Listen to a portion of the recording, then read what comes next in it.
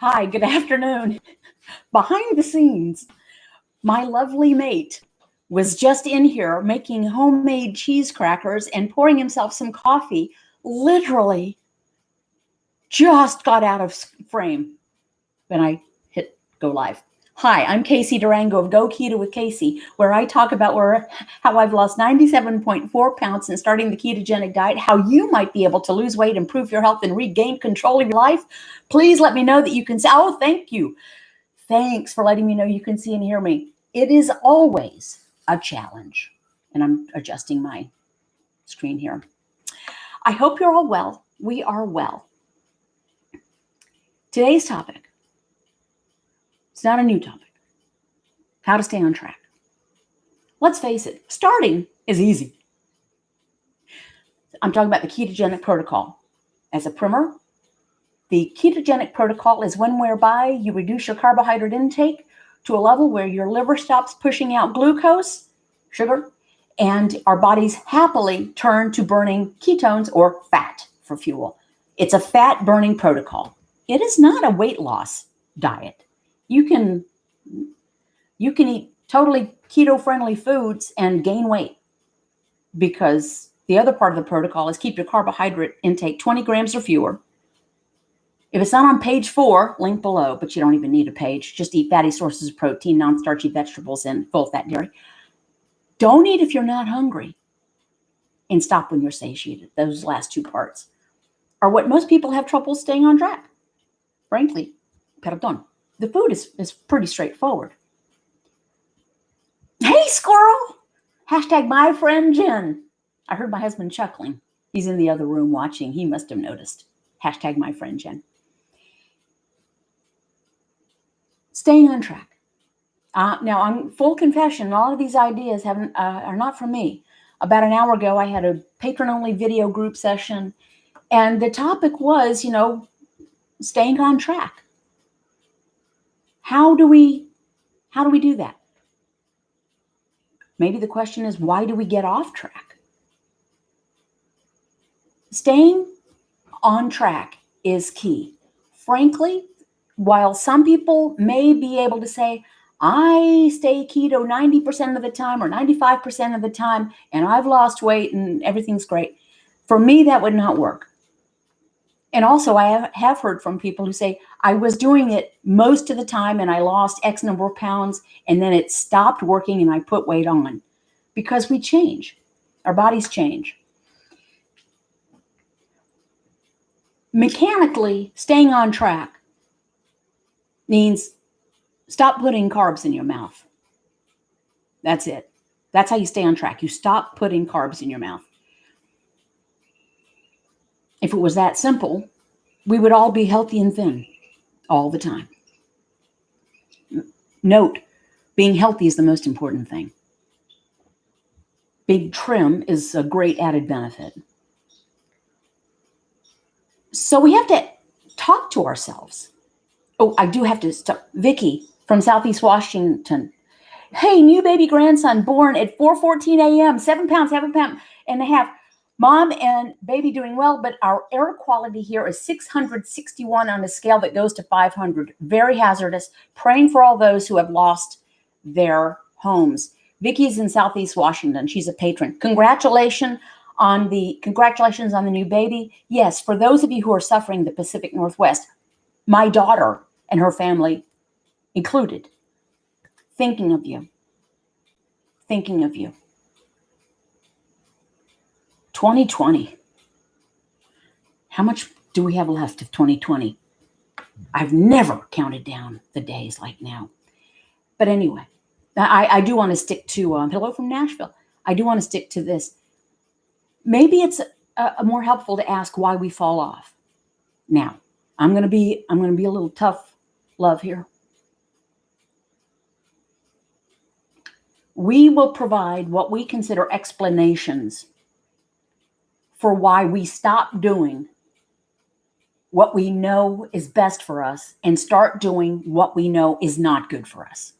In this case, eating foods that do not serve us well.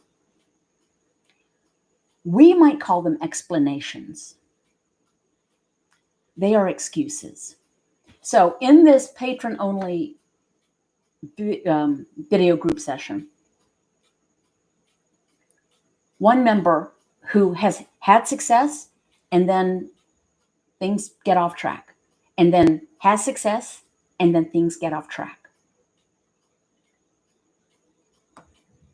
And another patron who shared her reference, a book called Never Binge Again by Dr. Glenn Livingston. I hope I'm quoting that correctly. I have not read the book. But she said this is not necessarily just about food. It's about getting in front of those things that trip us up. That, to me, is key. Getting in front of those things that trip us up. When we're in the middle of anxiety, it's difficult to do anything logically. We have to prepare for those things that we know trip us up. For some of us,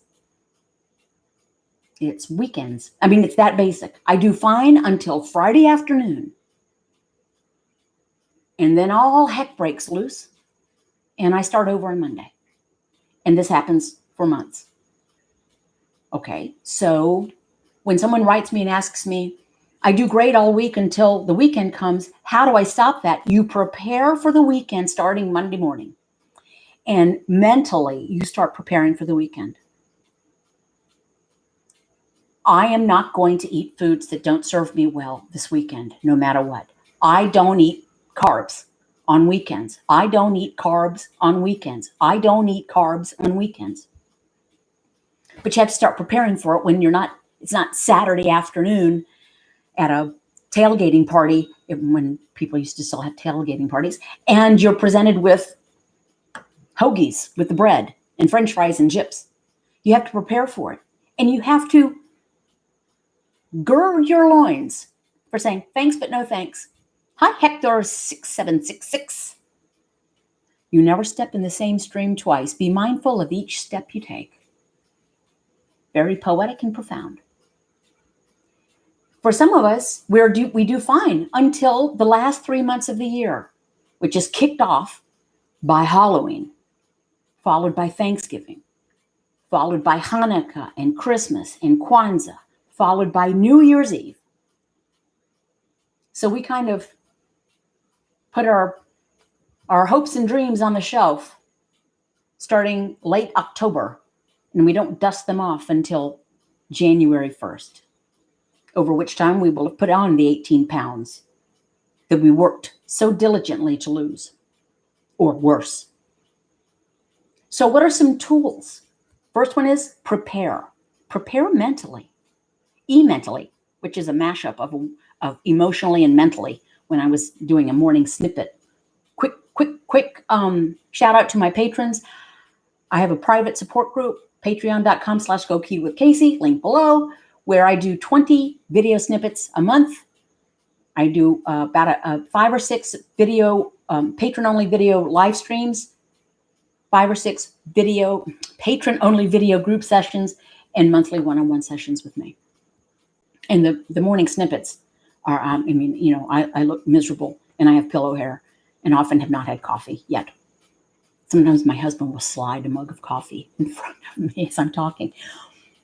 We have to prepare. As the saying goes, a person doesn't drown because they can't swim. They drown because they panic. So you have to get in front of that moment where the panic or the anxiety or the stress or the temptation presents itself. You say, I don't eat food that doesn't serve me. I don't eat carbs. I myself remind myself that it's a postcard that I've sent out to patrons. If I don't need it, I don't eat it. And this is a postcard I'm saving for myself because I need to remind myself of that. If I don't need it, I don't eat it. The other one is I don't eat if I'm not hungry. If hunger's not the problem, food is not the solution. So that's a tool, reminding yourself mentally. Sometimes it can be as basic as you're kind of in the throes of wanting to do something. You feel yourself getting ready to do that thing which you don't want to do. Logic would say, well, if you don't want to do it, you won't do it. But sometimes humans are illogical. I employed this. This was more for the don't eat if you're not hungry. Then the food was pretty delicious and awesome to me once I really embraced it, which I knew low carb worked since 1977, and I had some ad bats with it. And I used excuses, not explanations, but excuses why I stopped. They were useless excuses. They were illogical, and I did them anyway.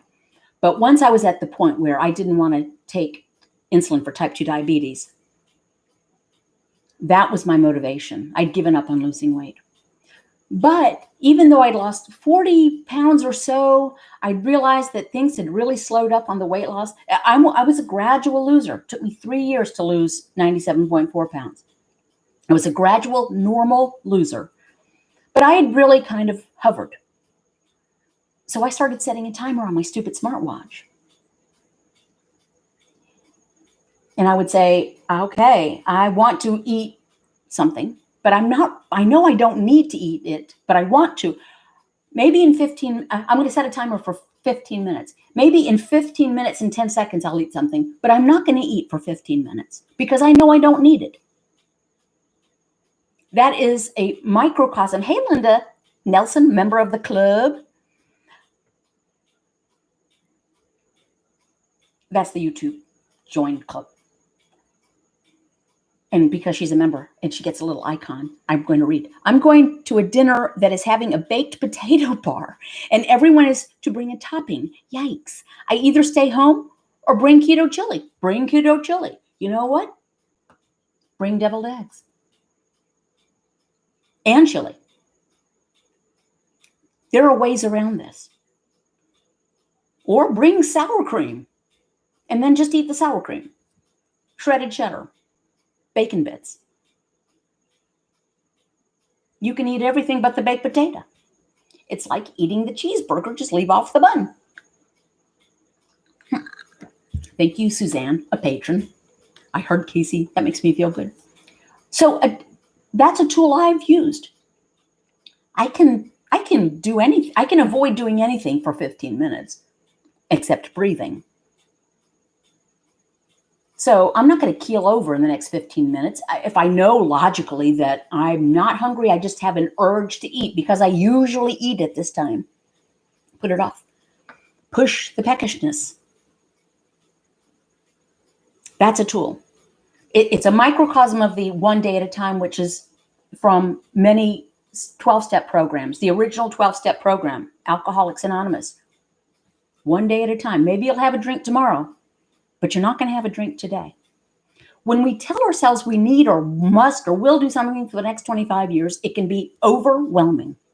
And frankly, we can't predict what's going to happen in 25 years or next week. And we can't control any of that. We can control our behavior right now.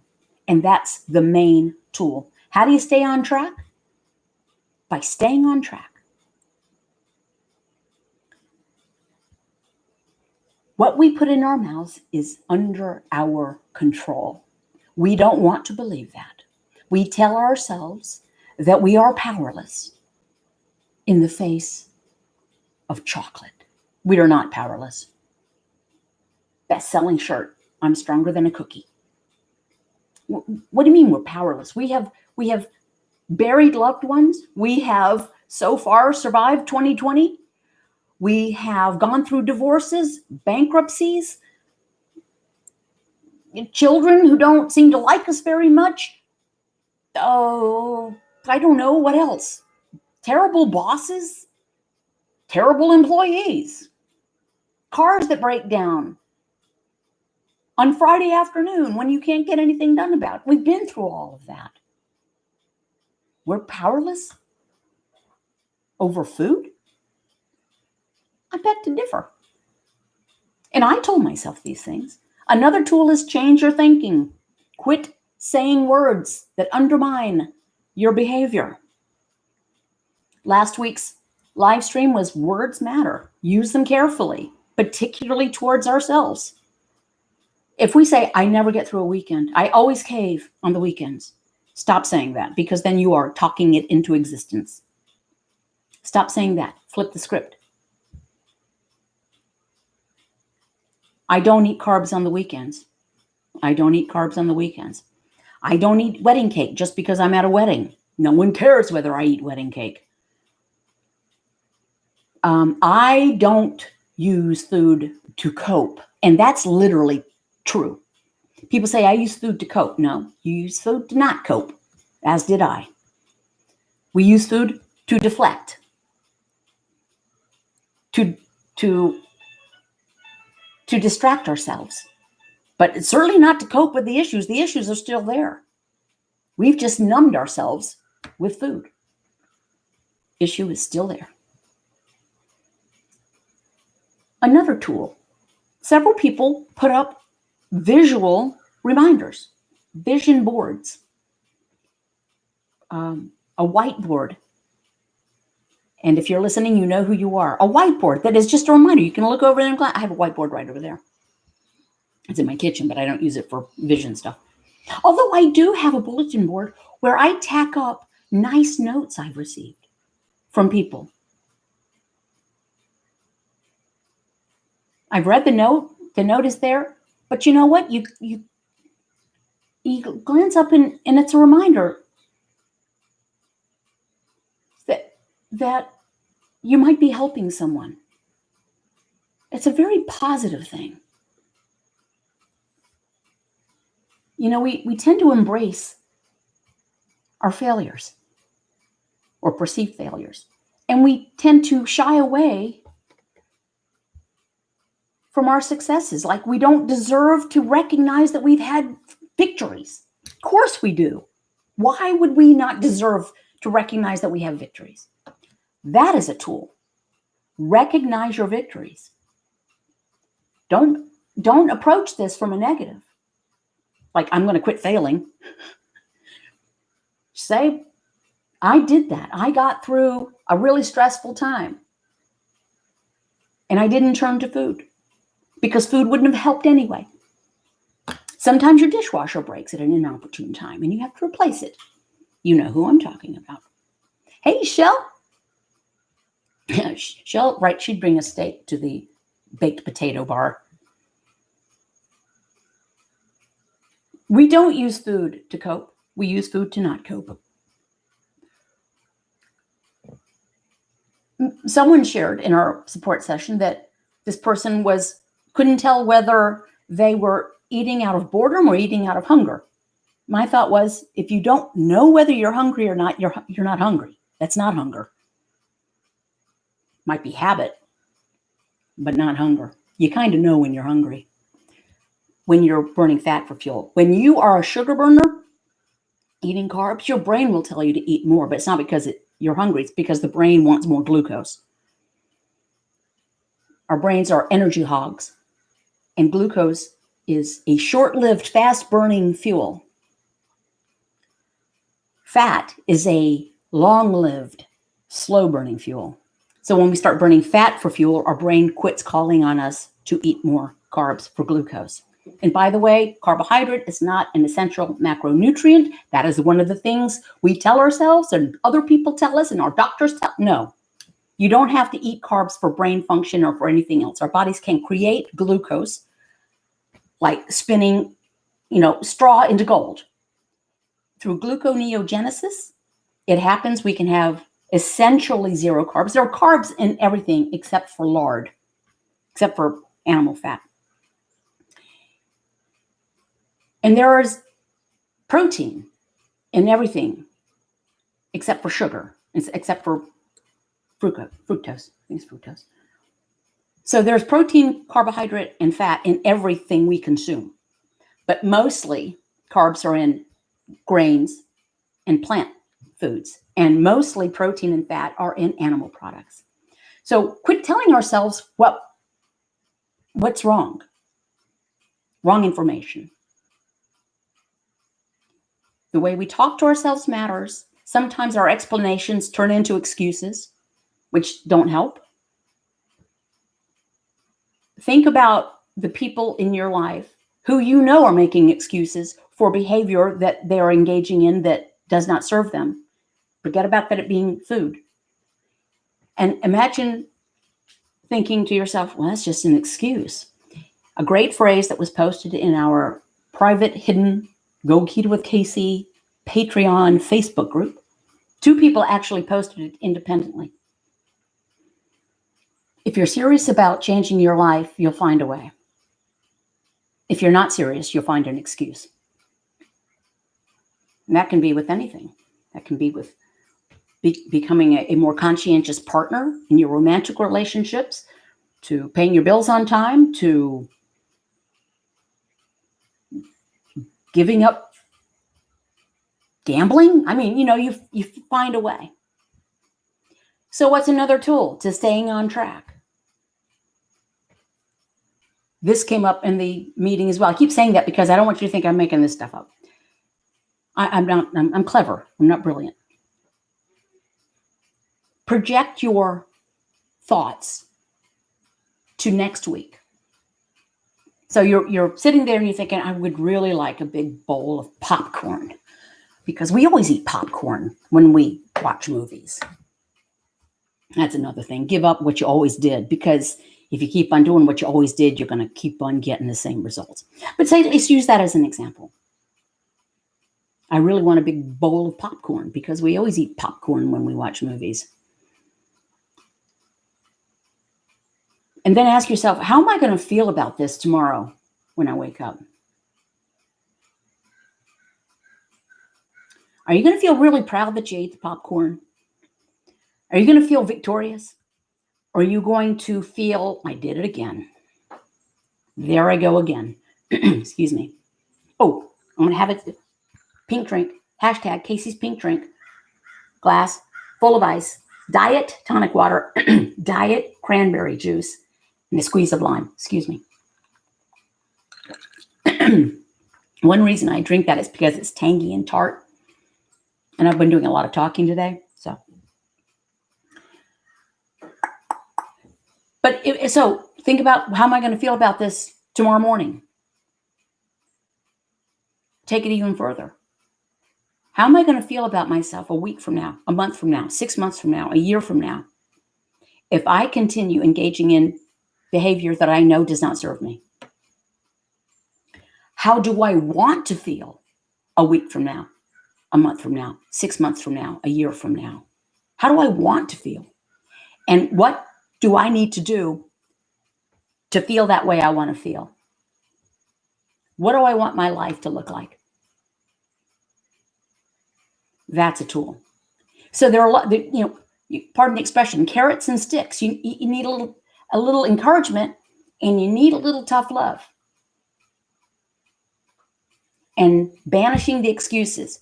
Take them for what they are, excuses that don't help us. So those are some tools. Some are pretty basic. Set a timer. Avoid doing that thing for 5 minutes, then set the timer again. Recognize that doing something like this 90% of the time is probably not going to work. Sometimes you can fudge. Some things you can fudge on. I'm good 90% of the time. But if you really want to get your health under control, lose weight, feel better, get off medications, lay off the carbs. So have some serious talks with yourself. If you need support, find a support group. There are tons. You don't have to become a patron of mine to find a fabulous support group, although I do have a fabulous support group. There are Facebook groups. There are virtual chat sessions. You might be able to strike one up in your locality, physically distance, and, be smart.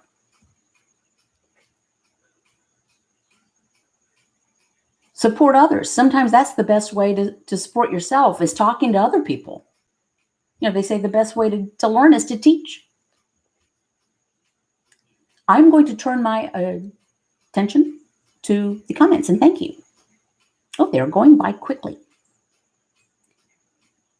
Kina Likimani writes, I have a poster in my bedroom that says, under new management, when I'm struggling. Excellent. Under new management. Terry Trombley writes, I like your haircut and you keep looking younger. Needed to stop. Well, thank you very much. I wondered whether I'd gone too short on my hair. But I tell you what, it's easy to take care of. Hey, Judy, I'll be 68 years young in November and married 40 years in October. I just found a pair of my old size 24 pants and got both my legs in one leg of them. Keto works. Judy is a patron and she is a farmer from Iowa. And she is 130 pounds lighter than she used to be. And she was a farmer 130 pounds ago. Heavier. Can you imagine? Cynthia Leith writes, yay, Judy. Jen, ketogenic, no fudging here. One bite leads to another, and then wham. Hey, Bill, I'm so happy to see you. How is Ryan? I love hearing that people make this change, and then the people they love see the change, and they change. I love that. I am very happy to see you. Shell writes, if someone tells you that fruit is a health food, don't argue, just walk away. So maybe Shell, for them it may be. For them, I cannot disagree. For me, no es bueno.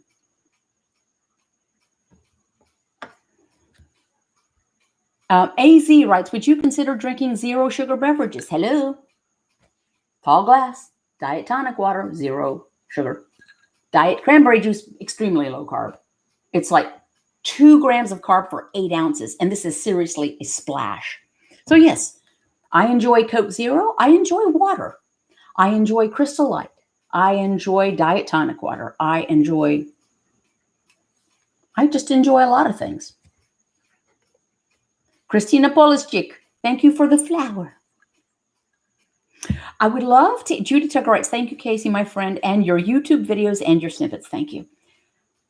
Are there some tools or tricks? It's okay if they're tricks that you guys use to stay on track? It doesn't matter, written affirmations, Post-it notes on your bathroom mirror, reminders of something. I love setting a timer. I set a timer for a lot of things, not the food so much. I don't have to worry about the food so much. I remind myself that if I don't need it, I don't eat it. But I will set a timer for myself to make sure I do not fall into a rabbit hole on the computer, because what I do is a lot of it is on the computer and creating different things. So I set a timer and I stop. And then I set a timer for 5 minutes. And I say, I'm going to do housework for 5 minutes. And when the timer's up, I stop. Timers are great. Kenna writes, this week I hit a new milestone, 50 pounds lost this year. Congratulations.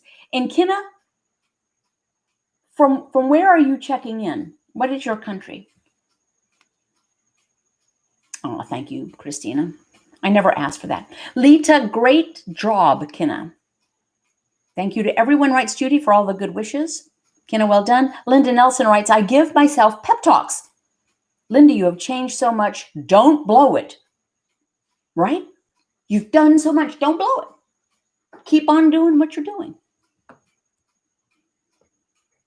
From Ghana, West Africa. I didn't want to call the wrong country. I'm so glad. This morning on our support session, we had our first time visitor on the support session from the UK. And it's interesting. I asked how, if her area, if keto is a big deal. She said, not so much.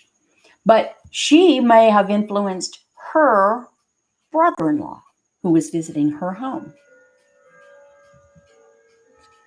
Lita writes, yeah, don't go backwards. A to Z, I still struggle with my eating disorder. It's a battle every day, but I lost 40 kilos with keto, and meat is so healing. Thank you for sharing that. So if you want to share, AZ, for one thing, where are you from? Because, you're clearly not in the United States because of the kilo thing. How does your eating disorder show itself? Kenna writes, my mom is doing keto after seeing my results. I love those stories. Love them. It's never too late. And frankly, it's never too young. We're never too young to start this. I've said it before. If I had it to do over again, our family would have been keto from the jump. While I was pregnant, everything, but I didn't know. And my kids are great. It's just very helpful. Plus, growing bodies need protein and fat. Brains need it to develop fully. And you're laying on bone and tissue and blood vessels and everything. It's the way we were designed to eat. I do want to send out a reminder. Dr. Westman's Keto Retreat. We had one in January of this year, before everything happened. And it is on for January 2021 in Beaufort, North Carolina. I don't think I have a link below for it. If you're a patron of mine, I'm sponsoring a discount code for patrons. It is limited space. It's going to be a small event. Last time was very much fun. It's very intimate. It's not going to be broadcast. It's a safe place to share, and it's all about the attendees. There are presenters. I'll be one, and there will be others, but it's really about the attendees.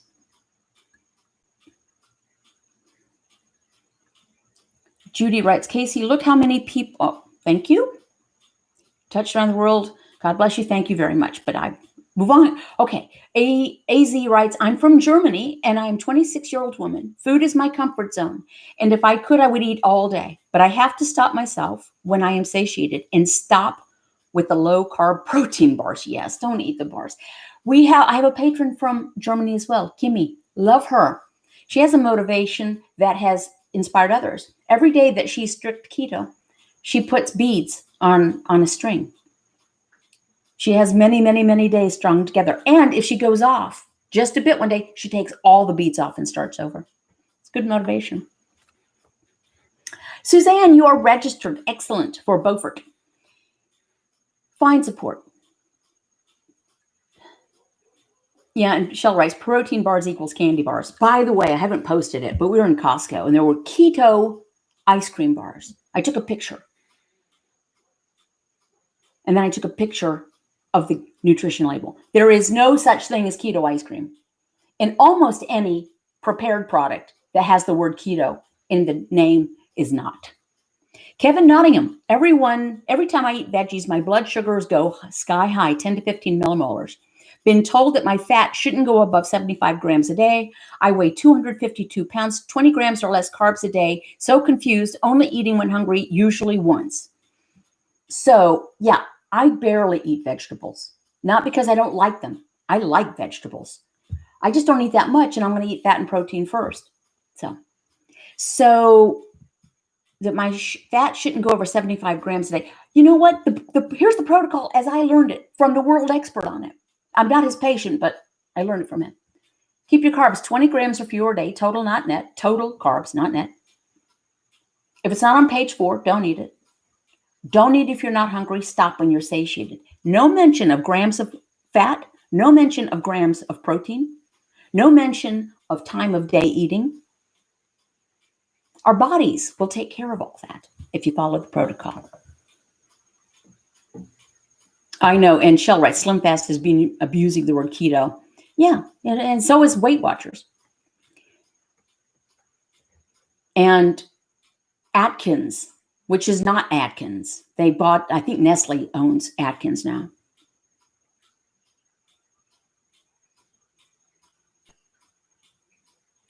Okay, Trish writes, already paid, great, IT, don't know. Saludos desde Panamá. ¿Cómo está Maura?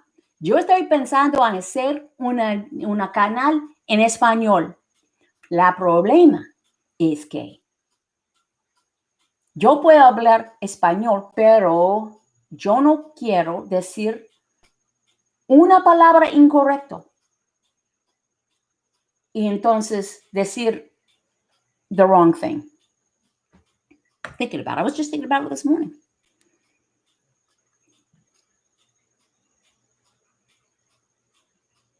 Okay, thank you. Already paid for the second annual keto retreat. Great, Trish, I look forward to seeing you there. We're going to have a good time. And we're going to learn some stuff. Thank you guys for allowing me to be part of your day. Just stay strong. How do you stay on track? By staying on track. Don't be Sisyphus, who had to push the boulder up the hill every day and then stumbled and the boulder rolled back down and he had to start all over. Wednesday Wine Day. Thank you. Jen writes Wednesday Wine Day with Amy Berger this coming Wednesday. I don't have a link below on that. I'll try to remember to put one, but you can find it. It's a live stream, and Amy Berger and I have the third Wednesday of every month. We have Wednesday Wine Day, and we have a good time. Okay, I cannot read Cyrillic or Arabic, so I'm going to get rid of those. Cool. Hope we see you on Wednesday. And thank you very, very much. Yes, hi, I'm English, please. That's okay. I'm tuning off. Have a good one. Thanks for everything. Ciao and toodaloo, caribou.